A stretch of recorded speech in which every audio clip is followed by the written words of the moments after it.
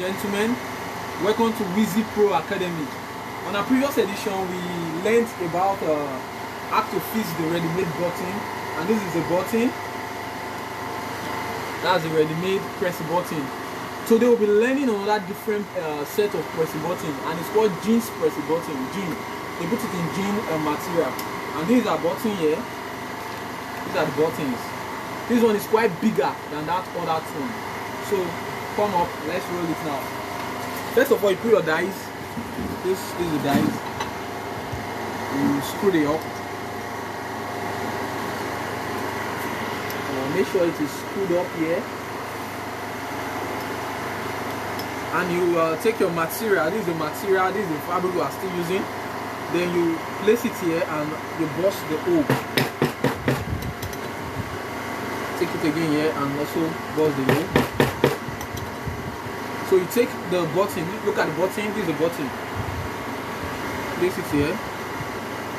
The hole is already there, so very easy. So you take it, put it here, and you place the buttons, and then you knock.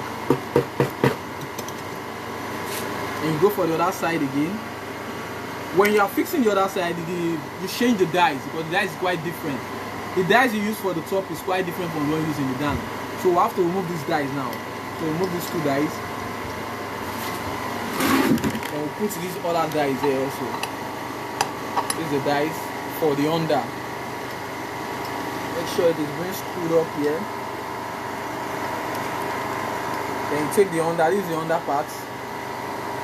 Fix it. The hole we bust the other time, we fix it here.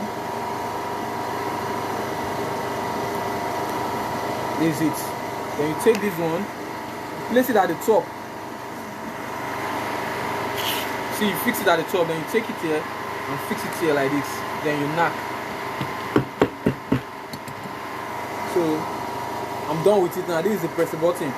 So you lock it. That's it. Very easy and simple.